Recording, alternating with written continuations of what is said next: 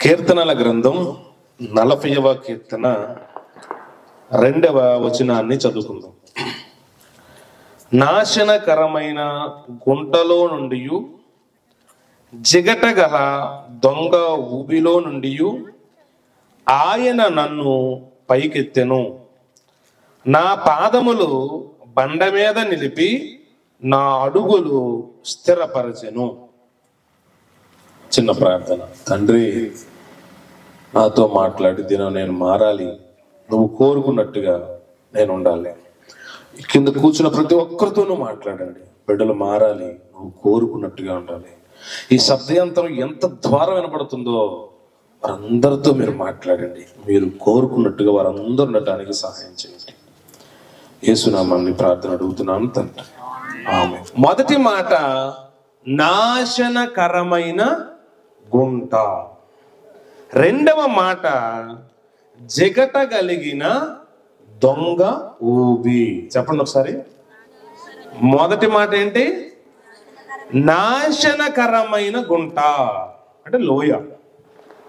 రెండవది జిగటగల దొంగ ఊబి. ఆ రెండు ప్లేస్లో నుంచి దేవుడు దావీదుని తప్పించాడు. దేవునికి స్తోత్రం కలుగును గాక. అందుకని మూడవ చరణంలో 3వ వచనములు ఇలా అంటాడు, తనకు స్తోత్ర రూపముగు కొత్త గీతమును దేవుడు నా నోట ఉంచాడు. దేవునికి స్తోత్రం కలుగును గాక. నాశనకరమైన గుంటలో నుండి, జిగట కలిగిన దొంగ ఊబిలో నుండి ఎవరు విడిపించలేరు.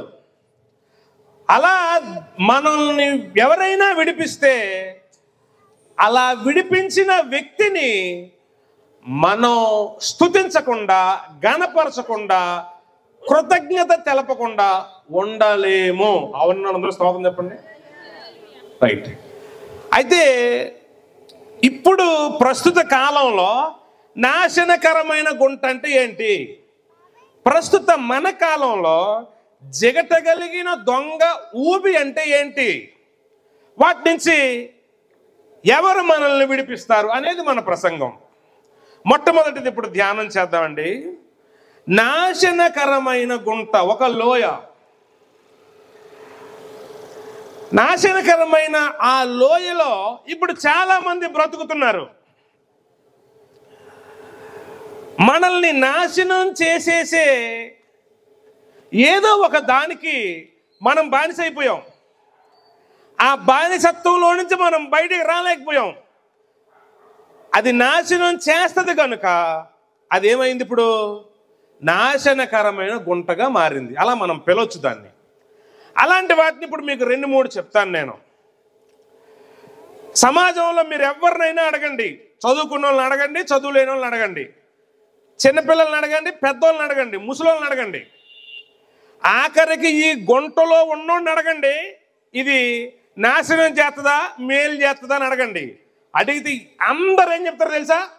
నాశనం చేస్తుందని చెప్తారు. అదేంటో తెలుసా? త్రాగుడు. ఏంటి చెప్పండి? త్రాగుడు. మద్యపానం అనేది శరీరానికి బలాన్ని ఇస్తుంది, ముఖానికి రంగునిస్తుంది, కండపుష్టినిస్తుంది, కాలియం బాగుండటానికి ఉపయోగపడుతుంది, గుండె 4 గదులను శుభ్రపరుస్తుంది, రక్త సరఫరణ బాగుంటుంది అని మీరు ఎప్పుడైనా విన్నారా? ఏ డాక్టర్ అయినా చెప్పారా? చెప్పరు. ఎందుకు చెప్పరు? ఎందుకు చెప్పరంటే ఆ మద్యపానం అనేది మన శరీరాన్ని ఏం చేస్తుంది తెలుసా? నాశనం చేస్తుంది. అందుకని మద్యపానం చెప్పాలి. మద్యపానం ఆరోగ్యానికి హానికరం. మద్యపానం ఏంటట? ఆరోగ్యానికి హానికరం. బూస్ట్ కోసం ఆ మాట చెప్తారు ఎవరైనా? హార్లిక్స్ కోసం మీరు విన్నారా అలాంటిది ఎప్పుడైనా? మద్యపానం కోసం ఎందుకు విన్నారా? అది నాశనకరమైన గుంట. చిన్నపిల్లాడిని అడుగు, మందు కొట్టడం ఆరోగ్యానికి మంచిదని చెప్తాడా? పెద్దోడిని అడుగు, మందు కొట్టడం మంచిదని ఎవడైనా చెప్తాడా? ఆల్రెడీ మందు కొడుతున్నాడు అడుగు. ఎవడైనా కుర్రోడు కనబడ్డాడు అనుకో, ఆడు మందు కొడుతున్నాడు అనుకో, ఆల్రెడీ తాగేసి ఏమంటాడు తెలుసా? ఒరే, ఇంత చిన్న వయసులో మందు స్టార్ట్ చేసేవంటరా, నా వయసు వరకు కూడా బతకవు, ముందే పోతావు, మానేసుకోరా. ఏంటి పెద్ద మనిషి తాగుతూ కూడా ఏం చెప్తాడు? మంచి చెప్తాడు. ఎందుకు? అది నాశనకరమైన గుంట. ఈరోజు ఆ త్రాగుడు వలన మన శరీరం ఎలా పాడవుతుందో ఒక 3-4 పాయింట్స్ నేను మీకు చెప్తాను. మన శరీరంలో కొన్ని అవయవాలు ఉంటాయి, ప్రాముఖ్యమైన అవయవాలు. అందులో ఒకటి లివర్. ఏంటి? మనం షాప్కి వెళ్ళి చికెన్ లివర్ అండి, మటన్ లివర్ అని అనుకుంటాం కదా. ఆ కోడికి ఆ మేకకి కాదు, మనకే ఉంటుంది. ఏంటి చెప్పాలండి?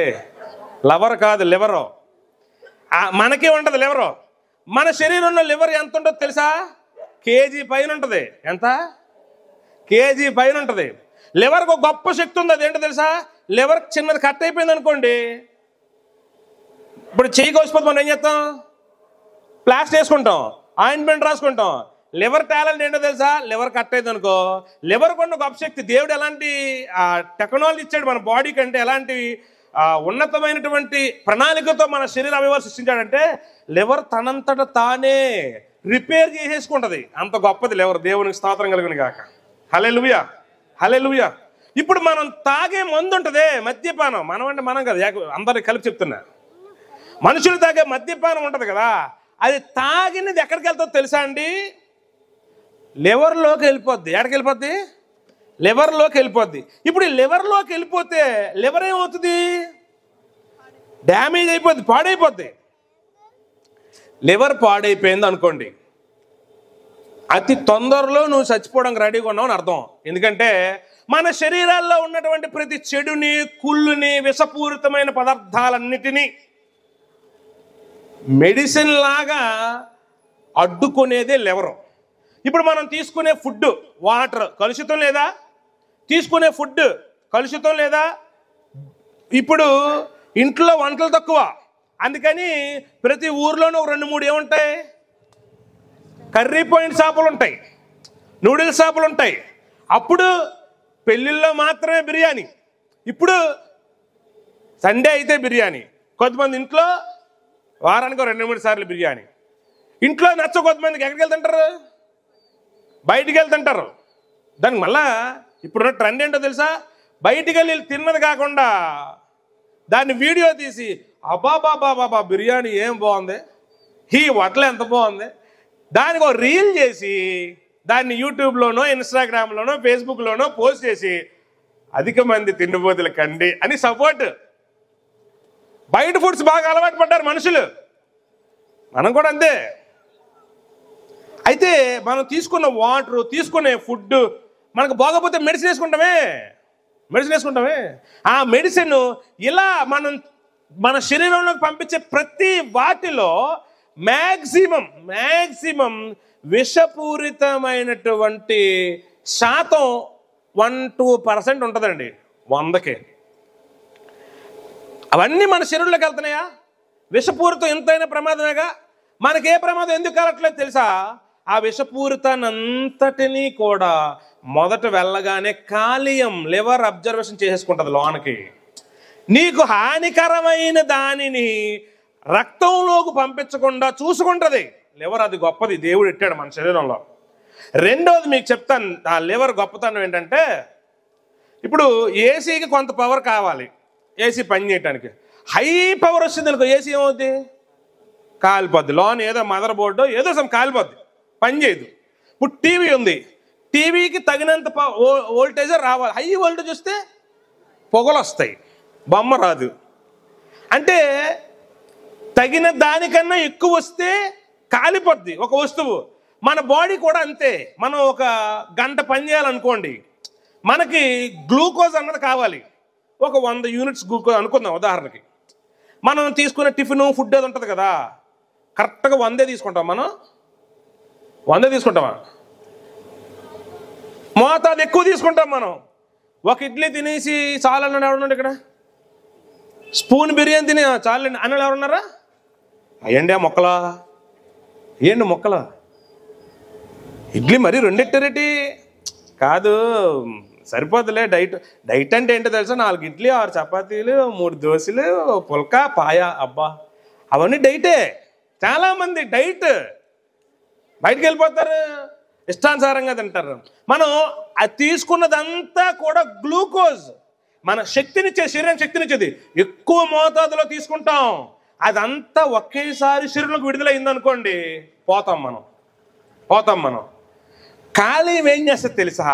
ఆ గ్లూకోజ్ అంతటిని తీసుకుని మనకి ఏ సమయానికి ఎంత కావాలో అంత ఇస్తుంది బాడీకి. అందుకే మనం ఎనర్జీగా ఉంటాం. దేవునికి స్తోత్రం కలుగును గాక.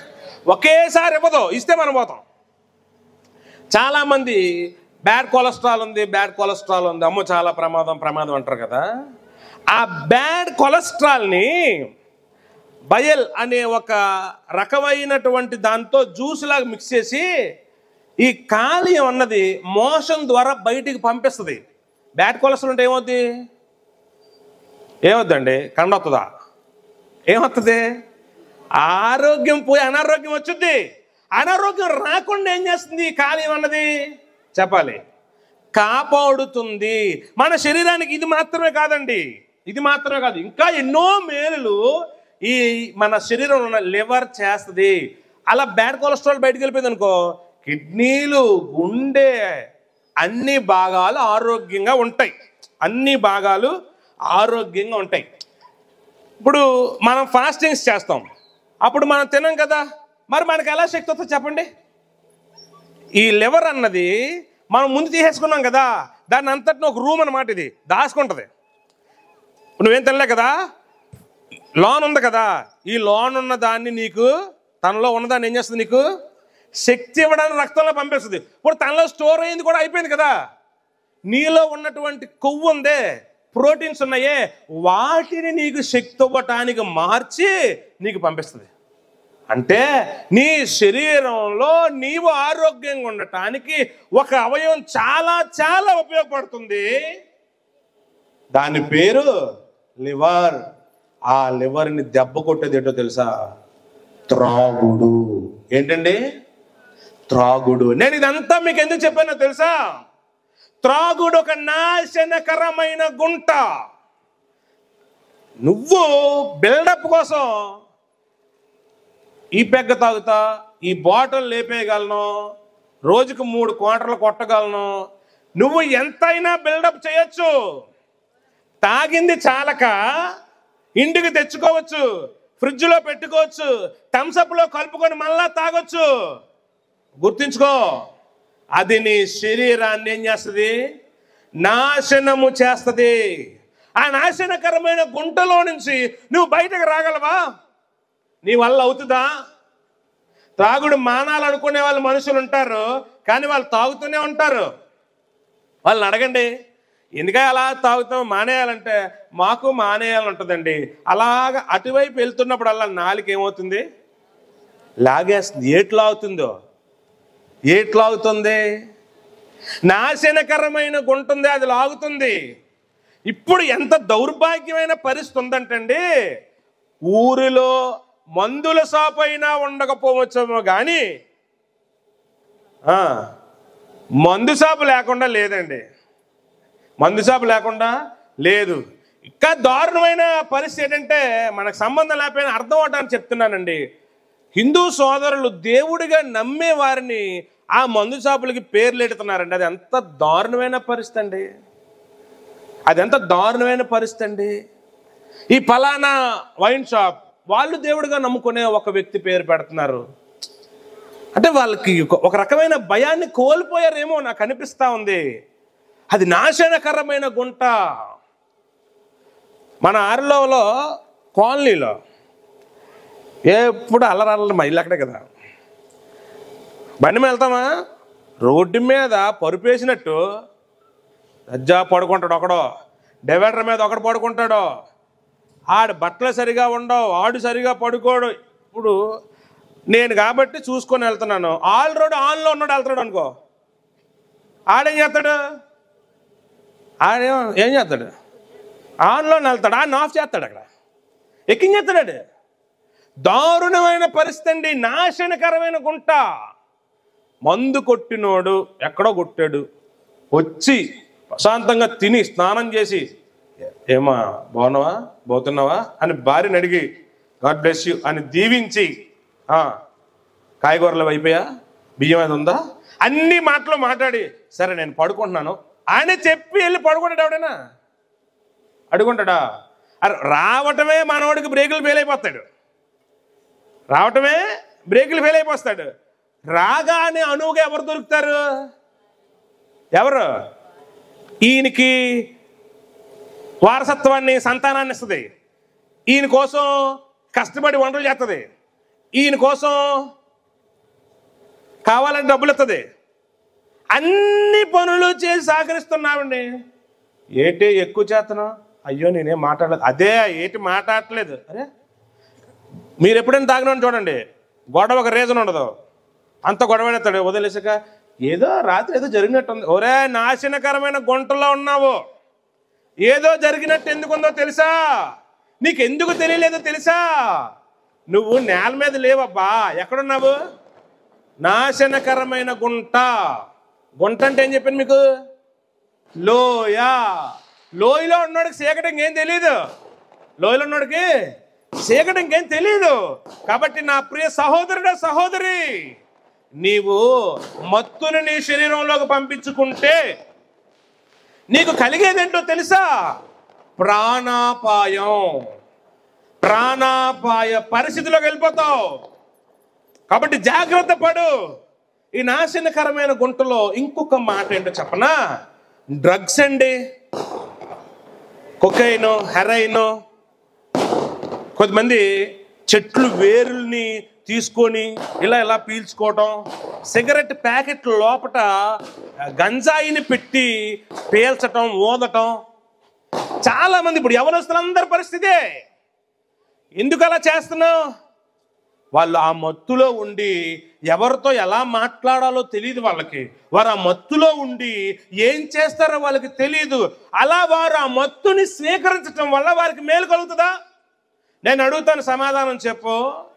ఒక గంజాయి బానిస ఉన్నాడు, నీ కూతుర్ని ఇస్తావా? పెళ్లి చేస్తావా? హలో, నువ్వు చేస్తావా? చెయ్యో. ఒక గంజాయి తాగే కొడుకు ఉన్నాడు నీకు, నా కొడుకేటండి కింగ్ అని అంటావా నువ్వు? అన్నావు. ఎందుకంటే అది నాశనకరమైన గుంట, లోయది. చాలా మంది యవనస్తులు ఆ లోయలోనే ఉన్నారు, ఊరికి దూరాన్న పోతున్నారు. ఆనాడు ఈ తప్పు చేసినప్పుడు ఆదామవ్వలు చెట్లు చాటుకు ఎలగలిపోయారు.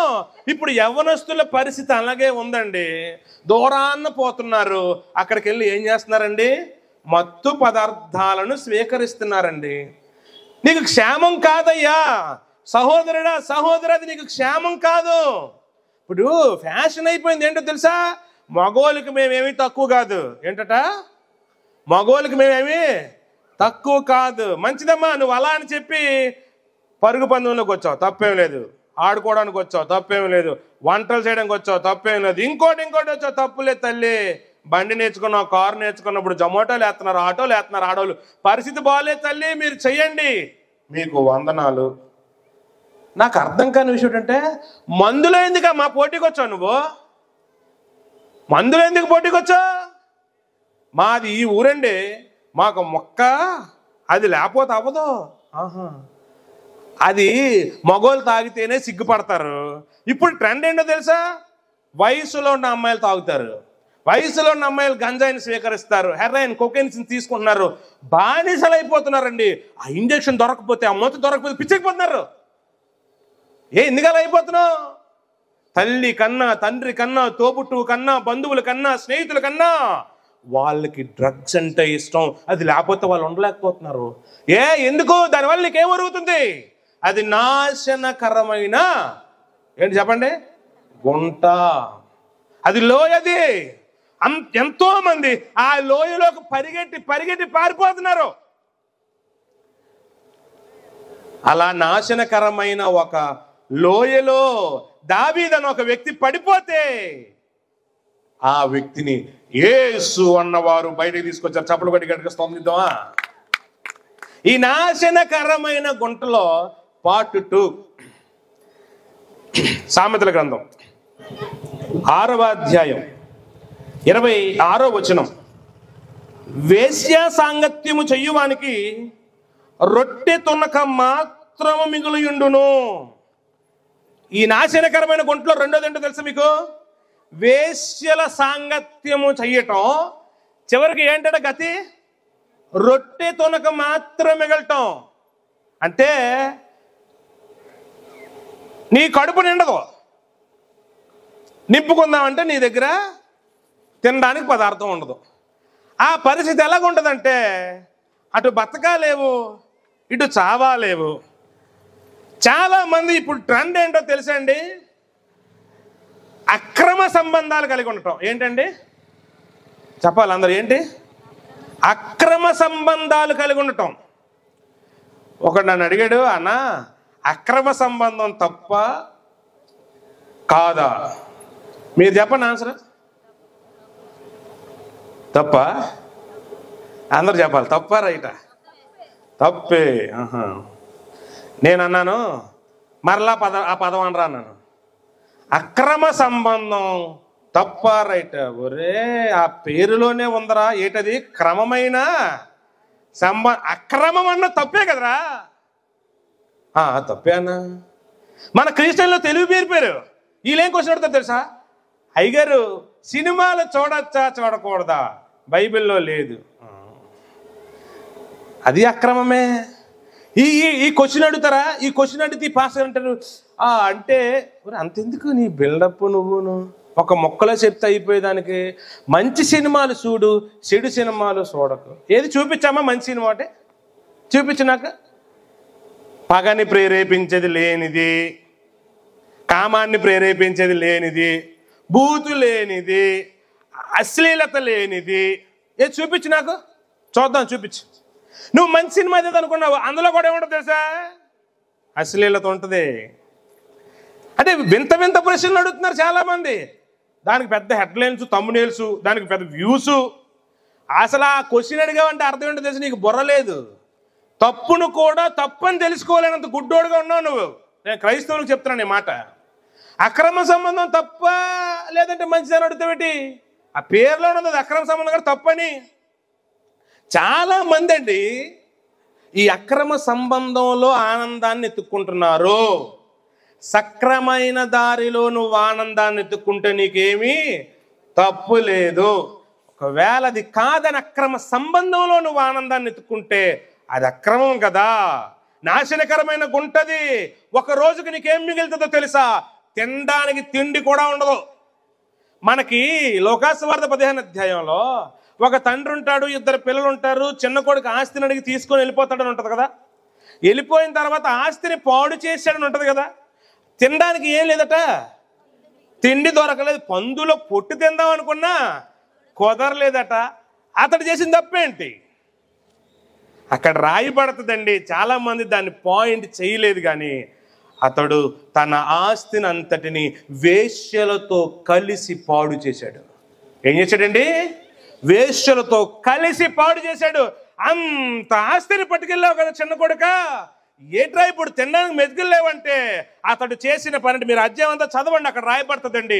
అతడు వేశ్య వృత్తి చేశాడు, వేశ్యలతో సాంగత్యం చేశాడు, వేశ్యలతో జీవనాన్ని చేశాడు. ఉన్నదంతా ఊడిపోయింది.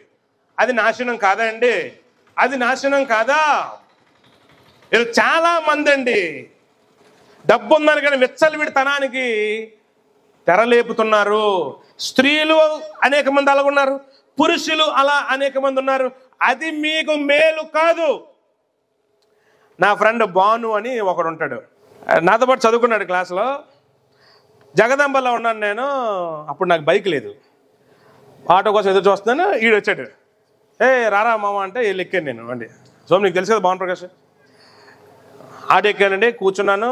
చిన్నగది వరకు వస్తే పెద్దగల్లి దింపేస్తాడు వాడు, ఒకటి రానన్నాడు. సరే బండి ఎక్కాను. ఎలా ఉందిరా ఏంట్రా అంటే బాగుందిరా, అంత లైఫ్ అంతా బాగుంది అన్నాడు. హనుమంతోకి వచ్చేసరికి అలా మాట్లాడుతుంటే గొప్ప సిరాగ్గా ఉందిరా ప్రస్తుతానికి మాత్రం అన్నాడు. ఏరా అంటే పెళ్ళి అయిపోయింది అన్నాడు. జనరల్గా జోక్గా ఉంటారు, పెళ్ళి అయిపోతే కష్టాలు నష్టాలు. ఆడి కష్టాలు అవి కాదు. ఆడి కష్టాలు ఏంటో తెలుసా? అంతకు ముందు డ్యూటీ అమ్మాయిలు ఉండేవారు కదా, వాళ్ళని ఆటో మీద తీసుకొచ్చేవాడిని. వాళ్ళ నెంబర్ తీసుకున్నారు, ఫోన్ చేసేవారు, నేను మాట్లాడేవాడిని. చాలా బాగుండే, చాలా మంది ఉన్నారు నాకు అప్పుడు. ఇప్పుడు పెళ్ళి అయిపోయిన తర్వాత ఫోన్ మా ఆవిడ తీసుకుంటుంది. ఏ ఫోన్ వచ్చినా అదే తెస్తుంది, ఎత్తేసినది గొడవ ఎడుతుంది. కాబట్టి చాలా ఇబ్బందిగా ఉంది. మరి ఇబ్బందిగా ఉందా? అంటే నువ్వు ఏ జాబితాలో ఉన్నావు? నువ్వు సక్రమంగా నీకు ఒక భార్యనిచ్చాడు దేవుడు. బైబిల్ ఎంత మాట బాగుంటుందంటే చూడండి ఒకసారి 5వ అధ్యాయం 18వ వచనం చూడండి. నీ ఓట దీవెన నొందును, నీ యవ్వన కాలపు భార్యందు సంతోషింపము, ఆమె అతి ప్రియమైన లేడి, అందమైన దుప్పి. దేవుడు ఇచ్చాడు కదండి. అది కాదని నీవు ఆ లైన్ క్రాస్ చేసి వెళ్తున్నావే, అది నీకు మంచిది కాదు. స్త్రీ నీకో మంచిది కాదు, పురుషుడా నీకో మంచిది కాదు. అది మంచి సంబంధం కాదు గనుక అది ఏమిటో తెలుసా? నాశనకరమైన, చెప్పాలి, నాశనకరమైన గుంట.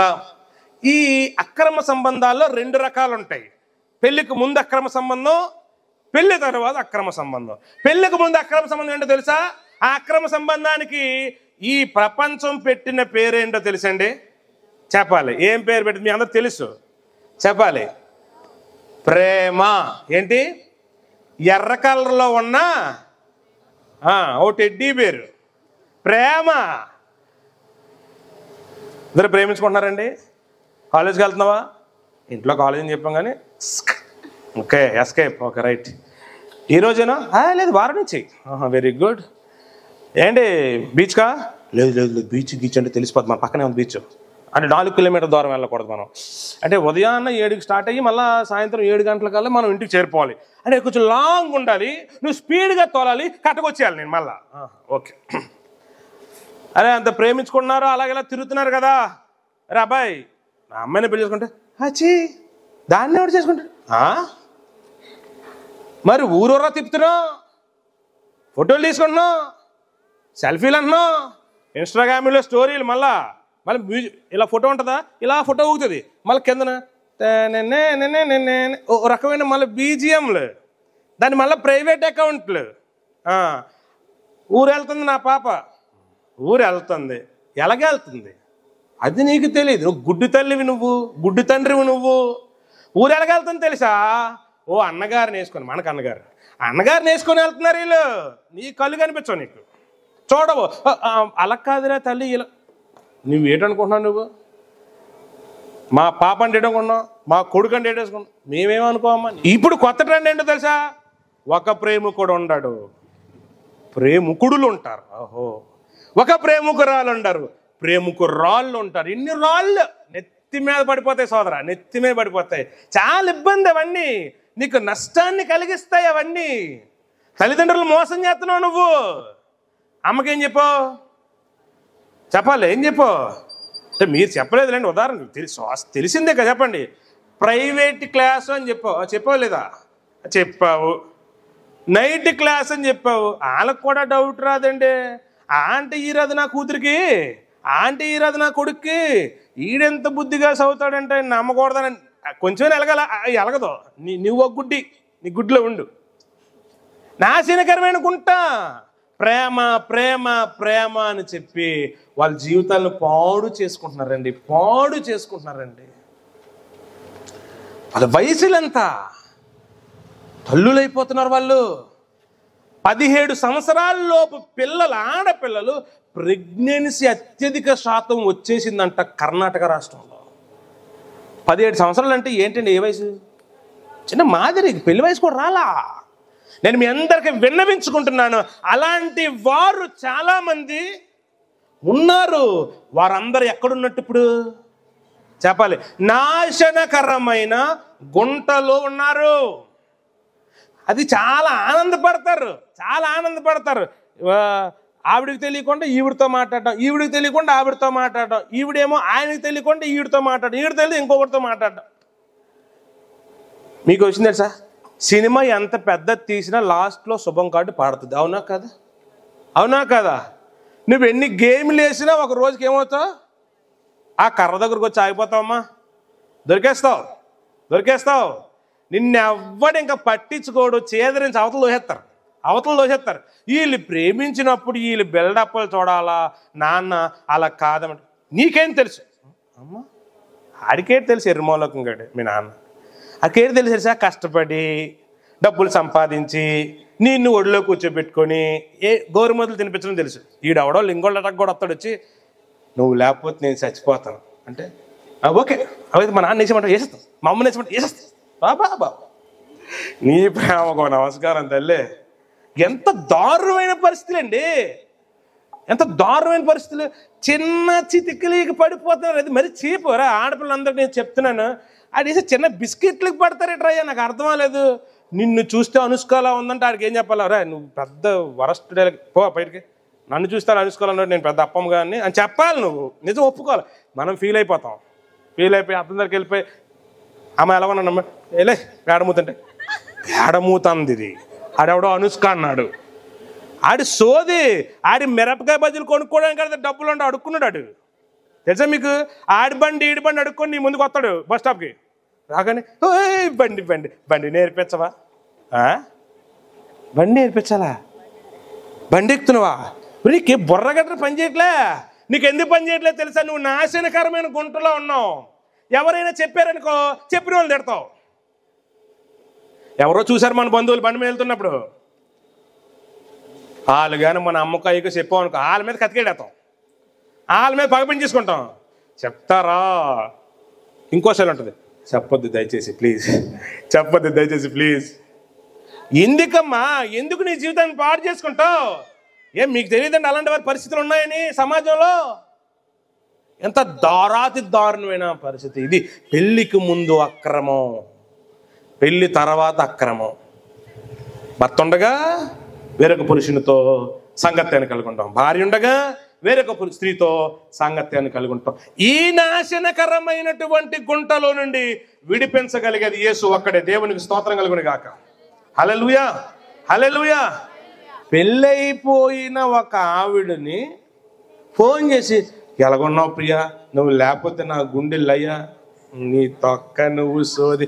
ఈవిడ అయ్యో మా ఆయన సేపు మాట్లాడలేదు నాతో, నువ్వు మాట్లాడుతున్నావు అంటే ఏదో ఏదో ఏదో ఏదో కాదు, నాశనకరమైన గుంట. దాని పేరే చెప్పు. నా మేలే కోరుకున్నాడు, నన్ను చూడకుండా ఉండలే. ఎవడాడు, ఎవడాడు? తల్లా, తండ్రా, అన్నదమ్మ? ఎవడాడు, ఎవడాడు? 1,00,000 కష్టాలు పడుతూ వస్తాడు నీ భర్త. అన్ని ప్రేమించు. ప్రేమ చూపించలేకపోతున్నాడు భర్త, అలిసిపోయి ఉన్నాడా? నువ్వు ప్రేమించు, నువ్వు ప్రేమించు. పెళ్ళైపోయిన వాళ్ళని కూడా సాతాను వదలట్లేదు, టార్గెట్ చేస్తున్నాడు. ఈవిడ నాకు పెళ్ళి అయిపోయింది ఏంటి, 3-4 పిల్లలు ఉన్నారండి, నాకు అలాంటివి ఇష్టం లేవండి. అలా అన్నావు అనుకో, మరిచెట్టు గురేసేసుకుంటావు. అప్పుడు నువ్వేం చెప్పు, నువ్వేం చెప్తావు? ఉరేసుకుంటావు. ప్యానం తీసుకోవడం చట్టరీత్యా నేరం, అందుకని నేను నీకు లోబడిపో. బాబా ఉరేసుకోవాలంటే తాడుకొని ఇస్తాను రా, కూర్చో అక్కడ. అలా చెప్పట్లేదు చాలామంది, అలా చెప్పట్లేదండి. దారుణమైన పరిస్థితులు. దీన్ని ఏమంటారు ఆన్లైన్లో, దాని ఆన్లైన్ అంటారా, ఫేస్బుక్లో పరిచయాలు అవుతుంటాయి కదా, ఆన్లైన్ పరిచయాలు. ఈ ఆన్లైన్ పరిచయాల్లో ఈడు ముఖం ఎవరిదో ఎట్టేస్తాడు, ఆవిడ ముఖం ఎవరిదో ఎట్టేస్తారు. హాయ్ డియర్ ఎలాగొన్నావు, హాయ్ బంగారం బుజ్జి ఎలాగొన్నావు అంటే కంగారు పడ కనిపిస్తుంది బుజ్జి, మొగ నిండా గజ్జి వేసుకొని ఉంటుంది. ఆవిడ అలాగే ఉంటాడు. చూస్తారు, ఇంకా అయిపోయింది సీన్, ఏం చేస్తాం, ఓకే పెళ్లి చేసుకుందాం, పెళ్లి చేసుకుందాం. వీడికి పెళ్ళి అయిపోయింది, ఆడికి పెళ్ళి అయిపోయింది. నేను మాట చెప్పనండి, ఒక ఇల్లుని నడపడమే పెద్ద నరకం, అవునా కాదా? ఆడవాళ్ళు మీరు చెప్పండి, పిల్లకాయలు భర్తకి సేవ చేసి ఇంటిలో 10 పనులు చేసుకుని నరకమే కాదా? మగవాళ్ళు మీరు చెప్పండి, నరకమే కాదా? ఒరే ఆ నరకాన్నే కలిగి హ్యాండిల్ చేయలేము మనం. రెండో ఇల్లు ఎందుకు? కలిగి ఉంటే ఇడిచి పెడతాం. దేవుని స్తోత్రం కలుగును కాక. హల్లెలూయా. పెళ్ళి అయిపోయినా సరే నన్ను కోరుకుంటూ ఉంటే అర్థం ఏంటంటే నాకు ఇంకా గ్లామర్ తగ్గలేదు. అంత సీన్ లేదు, నువ్వు కన్నం ఉన్న బేలివు, నువ్వు అంత సీన్లు తీసే బకెట్ నీ బతుకు. అది సాతాను శోధన. నేను ఒక మాట చెప్పనండి, ఒక అబ్బాయి మన మీద ఇంట్రెస్ట్ చూపిస్తున్నాడు తప్పుడుగా, ఒక అమ్మాయి మన మీద ఇంట్రెస్ట్ చూపిస్తుంది తప్పుడుగా అంటే నువ్వు అందంగా ఉన్నావని కాదు, అది అబద్ధం. ఆ మాట చెప్పడం అబద్ధం. అది సాతాను నీ మీద ప్రయోగిస్తున్న ఒక బాణం. దానిని నీవేం చేయాలి తెలుసా? బైబిల్ ఉంటుంది, ఆర్పుటకు శక్తిమంతుడివి శక్తిమంతురాలు అవ్వాలి. దేవునికి స్తోత్రం కలుగును గాక. లోపడతావేంటి, లోపడతావేంటి? నాకు తెలిసిన ఒక చెల్లి ఉందండి, నాతో ఒక మాట చెప్పింది. అన్న ఆడొచ్చి అది ఇది ఇలాగా, నువ్వు లేకపోతే చచ్చిపోతావు, కోసేసుకుంటాను అది ఇది అంటుండే అని అన్నది. మరి నువ్వేమన్నావు అన్న? ఆవిడంటుంది, ఓర ఎలాంటి బుసుక్ కబుర్లు అన్నీ విన్నాం లేరా పక్కెళ్ళరా అన్నాను అన్నది. స్తోత్రం చెప్పు సరే. అందరూ అలాగ ఉండాలి. అందరూ ఎలా ఉండాలి? 100 చెప్తాడు, 100 సోది మాటలు ఎక్కడి నుంచి తీసుకొస్తారో తెలియదండి. ఈ సోషల్ మీడియా ఒకటి, కవిత్వాలు, నీ కోసం చచ్చిపోతాను, 1000 సార్లు చచ్చిపోతాను, ఒకసారి జన్మిస్తాను, ఇవి పెద్ద పెద్ద డైలాగులు. ఏది చూపించండి ఆ సీన్లు దగ్గర పోవడమే. ఇదంతా కామానికి సంబంధించినది, అక్రమము. ఇది నాశనకరమైన కొంట, దీని జోలికి వెళ్ళద్దు. ఈ మాటలు వింటున్న ప్రజలందరికీ నా రిక్వెస్ట్ అండి, మీకన్నా చిన్నోడిని నా రిక్వెస్ట్, అక్రమ సంబంధాలు జోలికి వెళ్ళద్దు. నువ్వు పురుషుడివైనా వెళ్ళొద్దు, స్త్రీవైనా వెళ్ళొద్దు. వెళ్తే నీకు లాస్ట్కి మిగిలేదు ఏంటి తెలుసా? చెప్ప మాత్రమే. ఏంటి? చెప్ప మాత్రమే. ఉన్న భార్యని కాదని ఇంకొకరు అక్కడే తేడా కొట్టేసింది, మళ్ళీ ఇక్కడికి వస్తావు. ఈ భార్య ఏమంటది? నా ప్రియుడి కోసం ఎదురు. అంత సీన్ లేదు. వచ్చి రాగానే లెఫ్ట్ తిప్పాటు రైట్లో కూడా తిరిగి వెళ్ళిపోతావు. అయిపోయింది సర్వీస్. చేరదీస్తా? ఒకళ్ళు నువ్వు వెళ్ళావు, నువ్వు రాగానే నీ భర్త నేను చేరదీస్తాడా? మళ్ళీ ఆయన ఒకటి తిప్పి కొడతాడు. అయిపోయింది. అటు చంద ఇటు చంద మధ్యలో ఉండిపోతాం. చాలా జాగ్రత్తగా ఉండండి. ఈ మాటలు వింటున్న సహోదరుడు సహోదరి, పెళ్లికి ముందు ప్రేమ అనేది అక్రమ సంబంధం, పెళ్లి తర్వాత జరిగేది కూడా అక్రమ సంబంధమే వేరే వాళ్ళతో. ఈ స్థితిలోకి వెళ్ళడం మంచిది కాదు. కానీ మీరు చెప్పండి, అక్రమ సంబంధాల జాబితా ఎంత భయంకరంగా ఉందో తెలుసా? క్రైమ్ రిపోర్టు ఎంత భయంకరమైన పరిస్థితి అని చెప్పిందో తెలుసా? ఇది నాశనకరమైన గుంట. ఇందులో నుంచి బయటకు తీసుకు రాగలిగిన వాడు ప్రపంచంలో ఎవడు లేడు, యేసు ఒక్కడే. దేవునికి స్తోత్రం కలుగును గాక. సమరయ స్త్రీ ఉంటుంది యోహాను సువార్త 4వ అధ్యాయంలో. యేసుప్రభు దాహానికి వాటర్ అడుగుతాడు, కొంచెం మాటలు కలుస్తాయి. ఆమె అలా ఉండగా యేసు అంటారు, మీ భర్తను తీసుకురా అంట. నాకు పెనిమిటి లేడు. యేసు అంటాడు, నీకు 5 పెనిమిటిలు ఉండిరి, ఇప్పుడున్నోడు నీ వాడు కాదు. అదేంటది? నీకు 5 ముందు ఎవరున్నారు? 5 వాళ్ళు ఎగిరిపోయారట. ఇప్పుడు ఆడు ఉన్నాడట, ఆడు భర్తకాడట. ఇది దీన్ని ఏమంటారు? సత్సంబంధమా? దీని పేరేంటి? వేశ్య సాంగత్యం, అక్రమం. అక్రమంతో బతుకుతున్న ఆ తల్లి జీవితాన్ని మార్చాడు యేసయ్య. దేవునికి స్తోత్రం కలుగును గాక. హల్లెలూయా, హల్లెలూయా. నాశనకరమైన గుంటలో నుండి విడిపించగలిగిన వాడు యేసు ఒక్కడే. మద్యంతో, డ్రగ్స్తో నీ శరీరాన్ని పాడు చేసుకున్నావు, నాశనం చేసుకున్నావు. తప్పుడు సంబంధాలతో నీ శరీరాన్ని నాశనం చేసుకున్నావు. ఆ నాశనకరమైన గుంట లోయలో నుంచి విడిపించగలిగిన వాడిని ఈ రోజు నేను ప్రకటిస్తున్నాను. ఆయన పేరు యేసుక్రీస్తు. నువ్వు ఆయన దగ్గరికి వచ్చి, ప్రభువా ఈ సమస్య నుంచి, ఈ యొక్క పాపము నుంచి, ఈ యొక్క బాధ నుండి, బానిసత్వం నుంచి నన్ను విడిపించని అడిగితే విడిపిస్తాడు ఆయన. పాపాత్మురాలనే స్త్రీ యేసు ప్రభు దగ్గరికి వచ్చి ఏడుస్తా ఉంది, మాట్లాడట్లా, ఏడుస్తా ఉంది, కన్నీళ్ళు కారుస్తా ఉంది, తలెంటుకలతో తుడుస్తా ఉంది. తుడిసి తుడిసి తుడిసి తుడిసి అలిసిపోయిందండి. యేసు ప్రభు ఆమెను చూసి, అమ్మా నీ పాపాలు క్షమించబడ్డాయి, ఎల్లో. ఆమె పేరేంటే? పాపాత్మురాలైన స్త్రీ. ఆ పాపాత్మురాలను ఊరు వాడ పిలిస్తే గుండు పగిలిపోతా ఉంది. ఆమెను ప్రశాంతతనిచ్చి సమాధానాన్నిచ్చి యేసు పంపించాడు. వ్యభిచారమందు పట్టబడిన స్త్రీ, అందరూ రాళ్ళతో కొడుతున్న పరిస్థితి ఉండగా యేసుప్రభు ఏమంటాడు తెలుసా? అమ్మా నీ వెళ్ళి ఇక పాపం చెయ్యకు, నేను కూడా నిన్ను శిక్షించను. హల్లెలూయా. ఆ నాశనకరమైన గుంటలో నుంచి విడిపించగలిగే శక్తి ఉన్నవాడు యేసు. ఆ నాశనకరమైన గుంటలో నీ ఉండడం ఇష్టము లేక ఈ రోజు ఈ స్థలం నుంచి నీతో దేవుడు మాట్లాడుతున్నాడు. నువ్వెవరైనా సరే ఆ నాశనకరమైన గుంటలో నుంచి బయటికి రావాలి, బయటికి రావాలి. యేసు విడిపిస్తాడు, యేసు తీసుకొస్తాడు నువ్వు ఇష్టపడితే. రెండవ మాట ఏంటండి? జగటగల దొంగ ఊబి. దీన్ని మీరు వివరించండి. ఫస్ట్ పదం ఏంటి? జగట అంటే ఏంటి అర్థం? అంత తొందరగా పోదు, అంతేనా? జిగురు జిగురు అంత తొందర పోద్దా? పోదు. ఏ ఊబిది? దొంగ ఊబి. దొంగ ఊబి అంటే ఏంటి? నడుచుకుంటూ వెళ్ళిపోతామండి, కనిపించదు, అది కింద పోతాం. అర్థమవుతుంది మీకు? పట్టుకుంటే వదలదు. రెండోది ఏంటి? ఊబంటే ఏంటి? దొంగ ఊబంటే ఏంటి? ప్రాణాలు తీసేస్తుంది. నేను అలాంటి జిగట కలిగిన దొంగ ఊబిని చెప్పనా? చూస్తున్నారా? జగట్టగలిగిన దొంగ ఊబి. ఇది కాదు, ఇందులో ఉన్నది. చిన్న ఫోన్లు ఎంతమంది ఉన్నాయండి? ఏ చిన్న ఫోన్లు? ఏమి ముసలోళ్ళు అనుకున్నావు ఏంటి? చిన్న ఫోన్లు అంటున్నావు. అవ్వదు, కష్టమే. పర్లేదు, ఈ ఫోన్ వాడొద్దా నేను అంట్లా. ఆ ఫోన్ ఉన్నప్పుడు ఎంత ప్రశాంతంగా ఉన్నాం, ఎంత బాగుంది, ఎంత మధురంగా అనిపించింది. ట్రైన్లో జర్నీ చేసాం అనుకోండి, ఏం చేస్తాం మనం? ఆడెవడ ఎదురు సీట్లో కూర్చుంటే హలో బ్రదర్, సార్ ఎలా ఉన్నారు, మేడం ఎలా ఉన్నారు మాటలు. ఇప్పుడు ట్రైన్ ఎక్కువ, నేను మీటింగ్ వాకింగ్ చెప్పడానికి వెళ్తున్నప్పుడు ఎవడెవడికి సంబంధం ఉండదు, అందరూ ఆల్బంధువులే, ఎవడెవడితో మాట్లాడుకోడు. చెవుల్లో 2 దూదులు పెడతాడు, దూదులు అంటే ఇయర్ ఫోన్స్ పెడతాడు, అంతే నొక్కుతాడు, తీస్తాడు, అయిపోయింది సీను. స్టేషన్ వచ్చి వెళ్ళిపోయిన పెద్ద మనుషులు కూడా ఉంటారు, మరి ఏం చేస్తాం? దొంగూబది. నేను అడుగుతున్నాను, చెప్పు. అవసరం ఉండి వాట్సాప్ ఓపెన్ చేసే వాళ్ళు ఎంతమంది?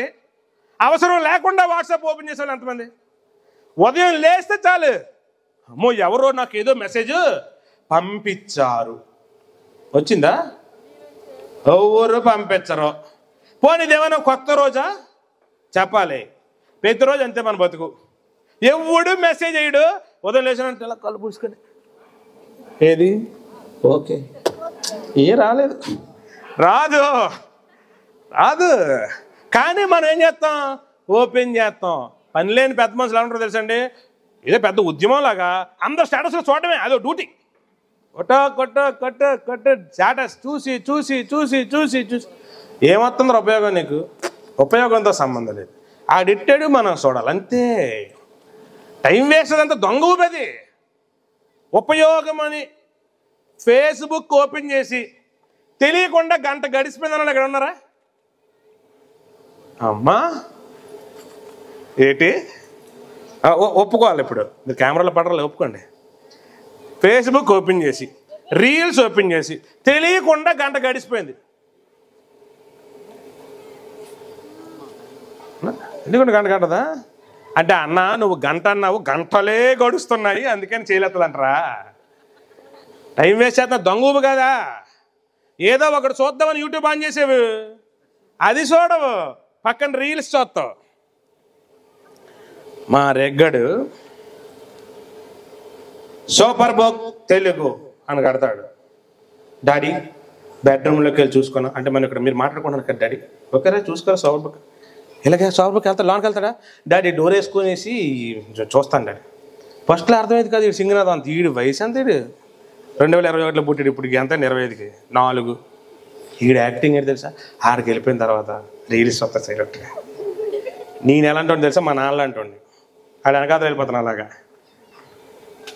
ఇలాగ ఎర్రముఖంగా చూస్తాడు, వచ్చేసాడు దొరికిపోయింది, ఏం చేయాలో తెలియదు అని. ఏంటంటే నాకు తెలియదు డాడీ, అదంతా అదే వచ్చింది, నాకు ఏం చేయాలో తెలియక. ఆహాహా, ఆడు ఇలాగ ఉన్నాడు. ఆడు మాటలు మామూలుగా ఉన్నాడు. ఈ చిన్న గ్రామంలో ఉన్న చిన్న కమలాస్ ఉన్నాడు, మామూలు నడేస్తాడు, ఎరగబాదేస్తాడు మావాడు. సరే, మీ పిల్లలు మనం ఎంత దాస్తాం అంటే మన కూతుర్ని ఏమీ చూడదు. ఫోన్ తెలుసా అంటే అది ఎలాగుంటుందో కూడా నా కూతురికి తెలియదు. నీకు నమస్కారం, నీ వల్లే చెడిపోతున్నారు, వాళ్ళకి ఫేస్బుక్ తెలుసు, వాళ్ళకి యూట్యూబ్ తెలుసు, వాళ్ళకి వాట్సాప్ తెలుసు, వాళ్ళకి స్నాప్చాట్ తెలుసు. అది చెప్పండి అందరు, ఏవో చెప్పారు కదరా. షేర్ చాట్, ఇన్స్టాగ్రాము, ఏంటన్నా బస్మియా మస్తీ,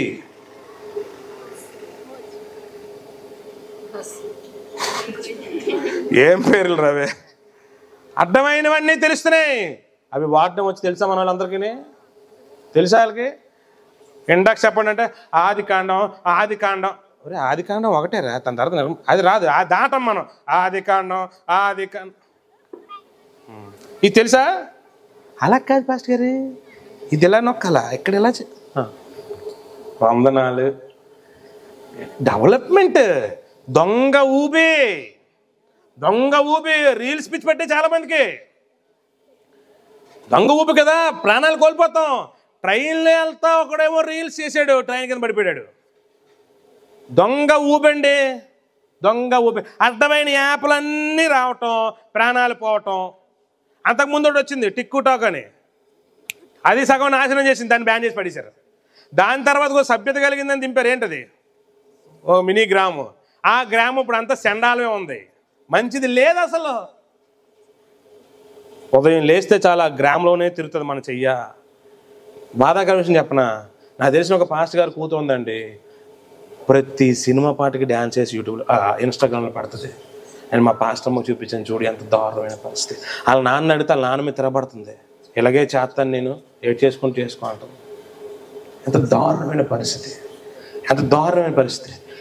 టెట్ట అని ఇలాగంటారు కదా, ఒకటి రీలు ఆవిడే చూశాను. ఇలాగంటే వచ్చిన ముద్దాడతారు. ఓ పాస్టర్ గారు ఏం చేశారు సార్, టెట్ట అంటే సిలువ వచ్చి ముద్దాడుతుంది. బాబా నీకు రియల్ స్పీచ్ పోలేదు, పనికి మాలోడు కాకపోతే నువ్వు. ఎంత దారుణమైన పరిస్థితి, ఆ ఊబిలో చిక్కిపోయావు నువ్వు. రీల్స్ పిచ్చండి. ఒక ఆవిడ కొండెక్కిపోయి కొండ మీద చివా చెట్టు ఉంటుందా, ఆ చెట్టు మీద రీల్ చేస్తుంది. దొంగ ఊబి పడితే ఏమిటి, బోన్లు కూడా దొరకవు నీకు. దొంగ ఊబది, నదిలో పడిపోయింది ఒక ఆవిడ. దారుణమైన పరిస్థితి, సముద్రంలో పోయి చచ్చిపోయారు కొంతమంది. ఎంత దారుణమైంది తెలుసా అండి, ఇన్స్టాగ్రామ్లో లైకులు రాలని చచ్చిపోయారు. మీకు తెలుసా విషయం? ఏంటి రాలేదని? ఇన్స్టాగ్రామ్లో లైకులు రాలేదా? రాకపోతే ఇప్పుడు ఏమైంది? రాకపోతే ఏమైందండి, నష్టమేంటి?